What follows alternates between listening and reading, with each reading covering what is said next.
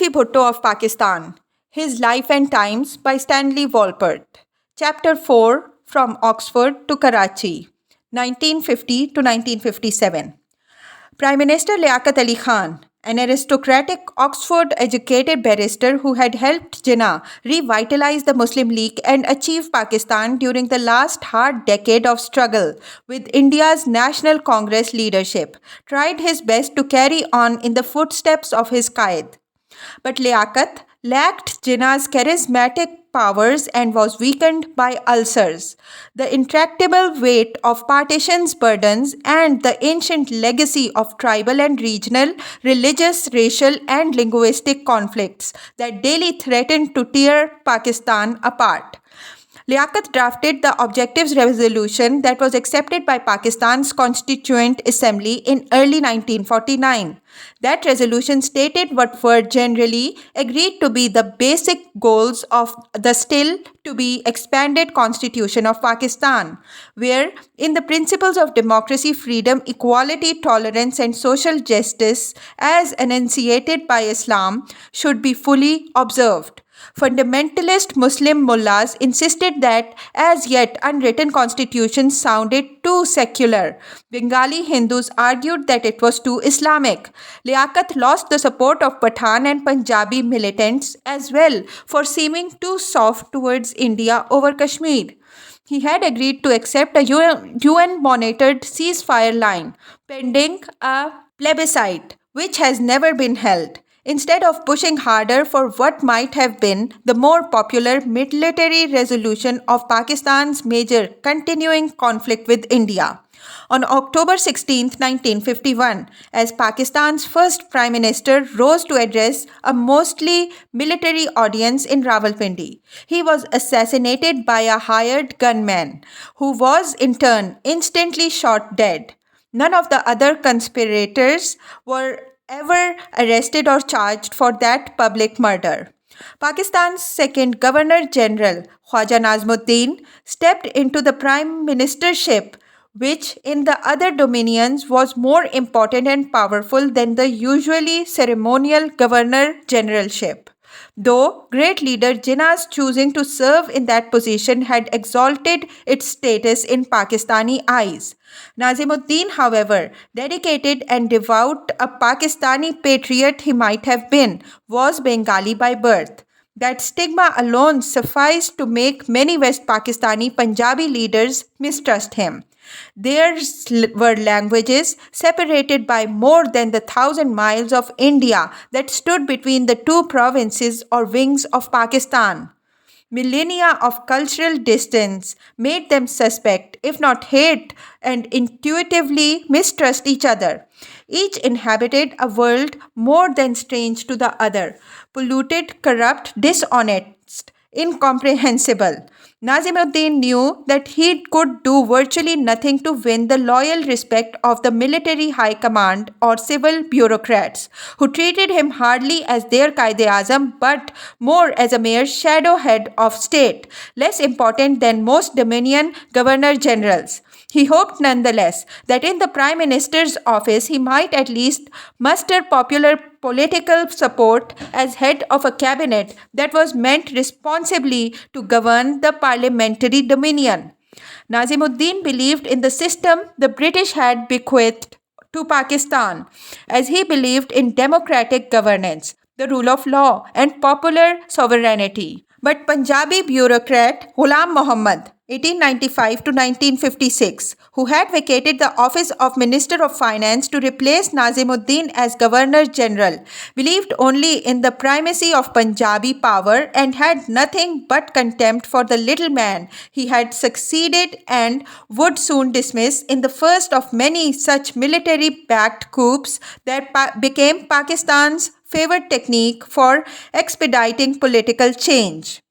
The military secretary at this time was Shiite Colonel Nawabzada Sayyid Iskandar Ali Mirza, 1899 to 1969, a scion of Persian aristocracy, whose ancestors had been Nawabs of Bengal. He was an old friend of Sir Shah Nawaz's Mirza was a clever man who recognized the unscrupulous ambitions of Ghulam Muhammad. He encouraged the Governor General to declare martial law in Lahore to stop fundamentalist Muslim rioters there early in 1953. Those Ahrar rioters had launched attacks against the peaceful, wealthy, cosmopolitan Ahmadiyas, a heretical sect of Islam who virtually worshipped their founder, Mirza Ghulam Ahmad of Qadian, believing he was endowed with prophetic powers. Hundreds were killed in the riots. Soon after the army restored order, Governor General Muhammad, appreciating how easy it was to act on his own, ousted the Prime Minister. Nazimuddin was, of course, shocked and outraged. He desperately appealed to the courts and to friends abroad for help in remaining at what he thought to be the pinnacle of power. But judges have no weaponry, and the world was either indifferent or approved the coup as a change that might help make Karachi's ever-quibbling politicians more competent the next time they had a crack at running a government. Without military support, in fact, no government of Pakistan could stay in power for a day. Yet prior to Ghulam Muhammad's civil coup of April 1953, that now familiar truism had never been so clearly demonstrated. Ghulam Muhammad brought Pakistan's ambassador to Washington, Muhammad Ali Bhogra, another Bengali but much younger and more pliable than Nazimuddin, back to Karachi to serve as Prime Minister. His extensive US contacts would prove more useful when it came to integrating Pakistan into a number of Cold War alliances devised by Secretary of State John Foster Dulles as a diplomatic chain of steel to contain Soviet imperialism in early 1950s. Pakistan joined the Middle East Treaty Organization or Baghdad Pact, later renamed CENTO, as well as the Southeast Asia Treaty Organization, CETO, and signed a mutual defense treaty with the United States, becoming our most allied ally by the mid-1950s. Major General, promoted promptly for his coup services, Iskandar Mirza was made Minister of the Interior in Bhogra's cabinet and the Commander-in-Chief of the Army. General Muhammad Ayub Khan, 1907 to 1974, became Minister of Defense.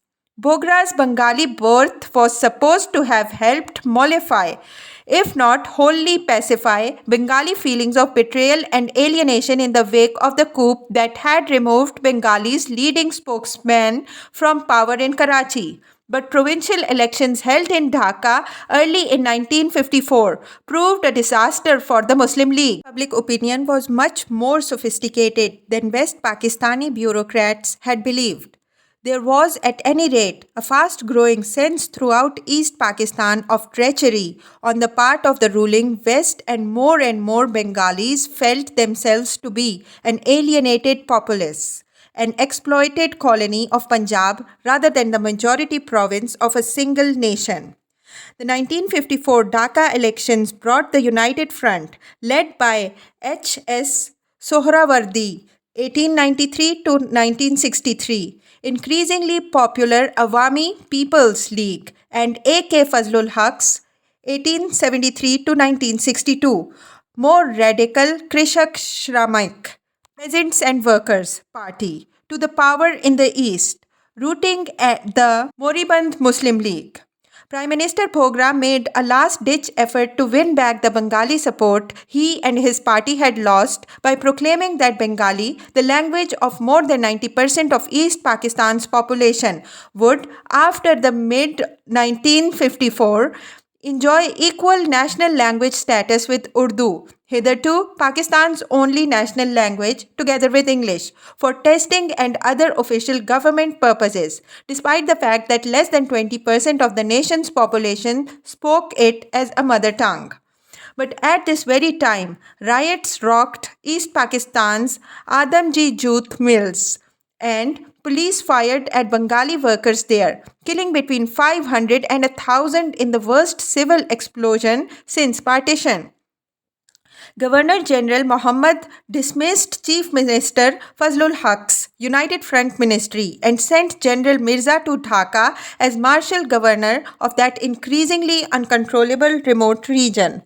Prime Minister Bogra's various attempts to keep Pakistan within a single body politic were doomed from inception, even as Quaid-e-Azam Jinnah's early attempts to translate the 1940 Lahore Resolution into a single state rather than two nation state resolution had been doomed. Fazlul Haq, after all, had chaired the subcommittee of the Muslim League that had drafted the ambitious Lahore Resolution. Bengali Fazlul Haq and a majority of his committee meant from that resolution's inception two states, not one, in specifying that the areas of British India in which Muslims were numerically in a majority, as in the northwestern and eastern zones of India, should be grouped to constitute independent states in which the constituent units shall be autonomous and sovereign.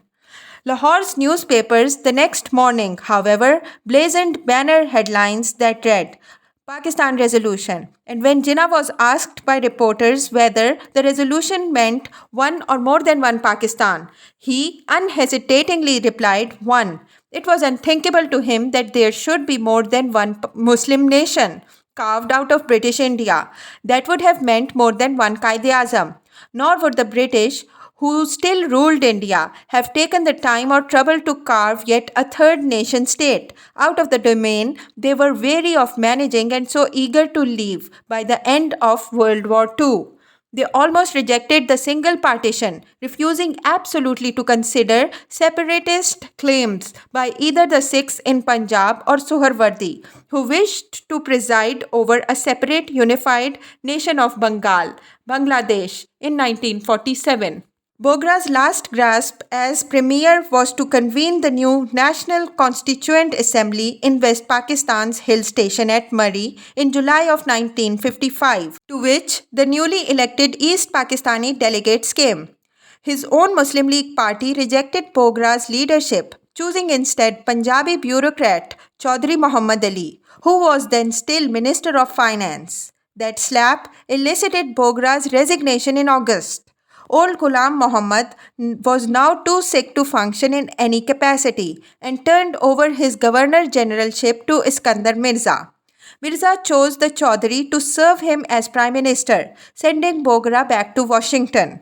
The Punjabi Muhammad Ali managed to survive just over 1 year, less than half as long as his Bengali predecessor had clung to the top of Pakistan's most slippery pole.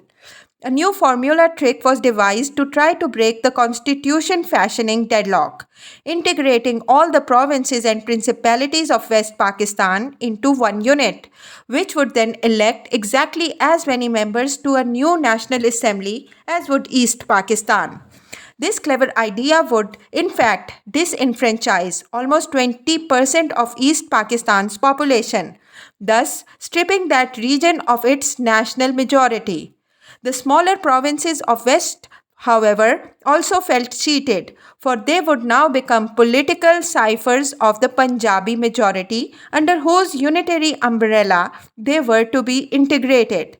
The first governor appointed to the head of this new western unit was the Pathan leader Dr. Khan Sahib, 1882 to 1958. Mirza's trusted frontier colleague, elder brother of the frontier Gandhi, Khan Abdul Ghaffar Khan, 1891 to 1990, whose son was Abdul Wali Khan. Zulfi Bhutto had been repelled by the one-unit scheme when it was first footed in 1954. He wrote publicly to denounce it as insidious, arguing that implementation of this notorious proposal would be tantamount to the liquidation of the smaller units. Thus, the land of ancient Sindh, which took shape in the civilization of Mohenjo-daro and enjoyed independence up to the days of the Talpurs Miani, will wither into a mere pensioner of Punjab. His devotion to Larkana and its land made him denounce the scheme as a relentless effort to write the last chapter of Sindh's history. His father's feudal arch-rival from Larkana, Vadero Muhammad A. Kohro, whom Shah Nawaz blamed for his 1937 electoral loss, was then Chief Minister of Sindh. Zulfi attacked Kohro for trying to ram the scheme down our throats. The Bhutto-Kohro vendetta continued for the rest of Zulfi's life, as it had throughout most of Shah Nawaz's. He wanted to dominate the political scene. Kohro's politically active daughter, Hamida, insisted, reflecting on Bhutto's motivation. Hence, he felt Kohro's must be eliminated. He had no convictions. He was totally unscrupulous in attaining his ends, crushing his enemies. Siyasat.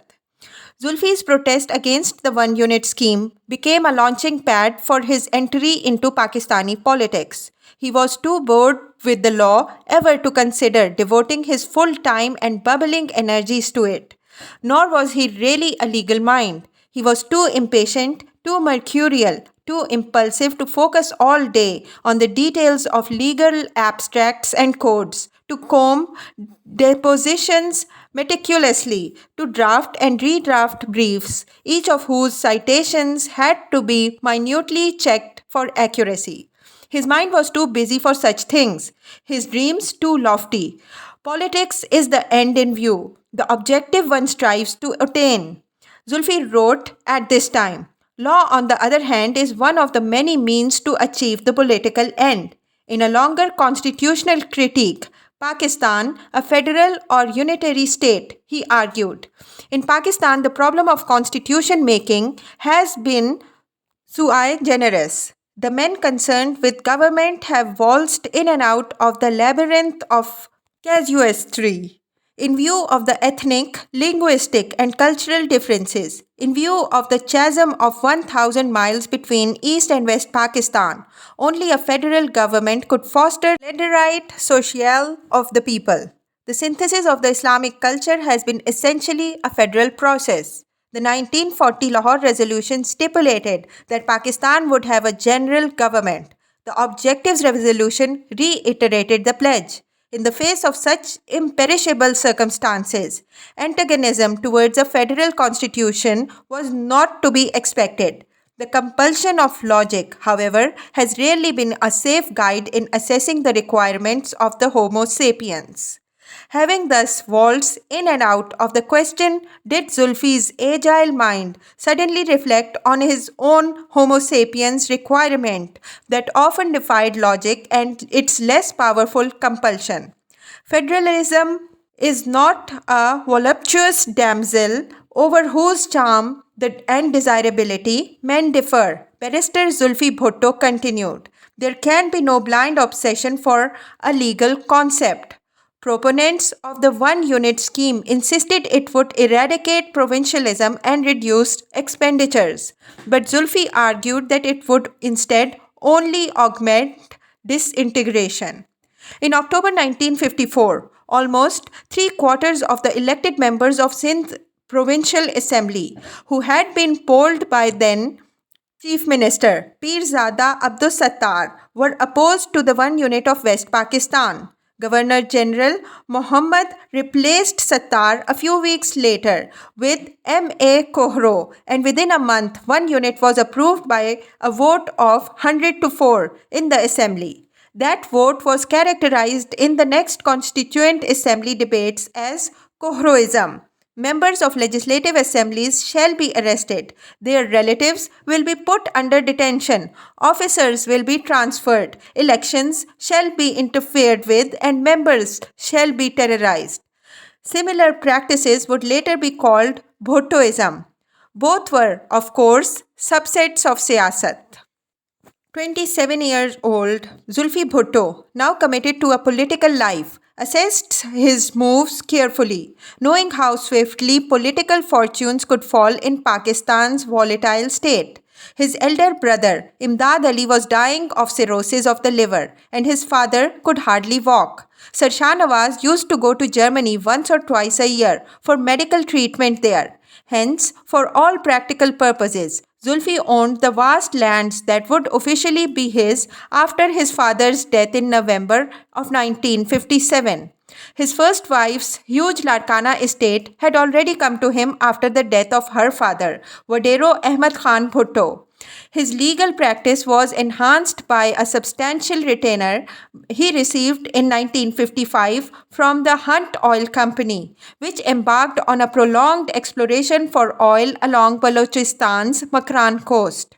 Zulfi continued to represent his friends against criminal charges, which he viewed as nothing but vindictiveness on the part of Chief Minister Kohro's police and magistrates. In October of 1955, General Mirza replaced ailing Ghulam Muhammad as Governor General. Zulfi now had a close family friend in power. Mirza and Sir Shah Nawaz were old friends, thanks initially to Mirza's engineer uncle, who had worked for the government of Bombay when Shah Nawaz was minister there. Mirza had been a regular guest for the annual hunt in Larkana, staying at Al Murtaza, getting to know Zulfi Bhutto as a clever, rising young man, one who could be trusted. Soon after taking over as the Governor General, Mirza reappointed his other good friend, General Ayub Khan, as Commander-in-Chief for a second 5-year term. And that winter of 1955 to 56, he brought Ayub along to Larkana for the hunt. Despite his rank, Mirza's entire career had been spent in the civil bureaucratic service rather than as an active military commander. Ayub therefore distrusted him, or at least never considered him to be more than an outsider to the army. Both generals enjoyed the generous hospitality of the Bhutto family, however, whose grand feast and lavish parties were appreciated by all lovers of good food and fine wines and whiskies. Zulfi and Nusrat were charming, delightful hosts. His quick wit and endless anecdotes of Oxford, London, Los Angeles, and Berkeley, and his sharp grasp of politics and diplomacy impressed the generals. Few Pakistanis of Zulfi Bhutto's class concerned themselves with diplomacy or sought solutions for constitutional problems. Begum Nusrat, moreover, one of the most beautiful women of her day, was enchantingly modest in manner, as soft-spoken and demure as her husband was flamboyant and loud. Governor General Mirza and General Ayub were captivated. The latter would long remain so. Pakistan's Second Constituent Assembly approved the new constitution in February 1956, and on the 16th anniversary of the Lahore Resolution, 23rd March 1956, the Islamic Federal Republic of Pakistan was born. That republic's head was president, who must be a Muslim, at least 40 years of age. Iskandar Mirza was the first and only president under the 1956 constitution, which remained in force just over 2.5 years. During that brief interval, no fewer than 4 prime ministers tried in vain to reassert political dominance over the increasingly martial polity. The second of those prime ministers, Bengal's Suharwardi, was a brilliant politician whose Awami People's League would later launch East Pakistan's 6 points, demanding virtual autonomy, under the lead of his disciple Sheikh Mujibur Rahman, 1922 to 1975. Suharwardi became Prime Minister in September 1956, and he too was invited to Al Murtaza in Larkana to enjoy the warm Bhutto hospitality. He immediately recognized Zulfi's political talent and tried to lure him into the Awami Party, but Zulfi was not ready for an affiliation and certainly had no intention of lining up behind a Bengali, no matter how solid or shrewd. Zulfi bemoaned the swift decline and virtual demise of the Muslim League, which in December 1956 he attributed to its having lost contact with the masses, with their feelings and problems. Though born as the party of Jinnah and Liaquat, the Muslim League no longer served the common man, Zulfi argued. Its aging leadership's conceit and inertia replaced humility and dynamism till the soul oozed out of the body that was once beautiful. Governor General Mirza encouraged Dr. Khan Sahib to found the Republican Party, whose cabinet members formed a coalition government with Suharwardi's Awami League. Zulfi was urged by Mirza to join the new party, but he argued that it too lacked grassroots support. He stood aside saying, as long as Pakistan remains a democracy, the resuscitation of the Muslim League cannot be ruled out. He noted how important political parties were to the modern state, democratic or dictatorial. In the Soviet Union, the Communist Party was the vanguard of the toilers, thanks to which it became the foundation of centralism and discipline. Similarly, Zulfi argued that Adolf Hitler embodied the will of the German people through his National Socialist Party. In dictatorial states, however, the prime object of a party was its quest for power, which once seized would never be relinquished. Zulfi then went on to argue that in a true democracy, elections reflect the will and the sentiments of the people. The party closest to their desires and aspirations wins a mandate to govern. The out of power opposition party then seeks to attract sympathy and support by offering even more than that promised or achieved by the ruling party. He understood the potential disadvantages of such a course, especially in backward countries where irresponsible promises are made to capture votes. Such promises could create a sense of cynicism and frustration. Once enough, people realized it was all a political stunt. The truly successful Democratic Party, Zulfi explained, is one that sustained a permanent ideological purpose. After the founding of Pakistan in 1947, the Muslim League lost its purpose and collapsed, nor did it ever redefine its ideology to revitalize itself. As the afterglow of victory faded, the League virtually died.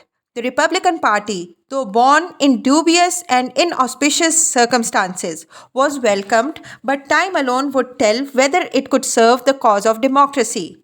If its only purpose was power, that narrow and selfish ideology would never win popular or permanent support. Let us see if the Republican Party will become dynamic enough, revolutionary enough to attract fresh blood. Young Zulfi advised, expressing his own reluctance to join it.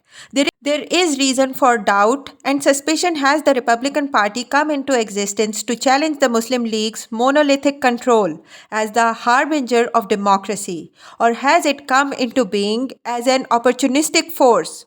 So far, the Republican Party is treading the path of its predecessor. What was needed, Zulfi advised, was the responsible party elements to frame a manifesto reflecting the genuine desires of our people.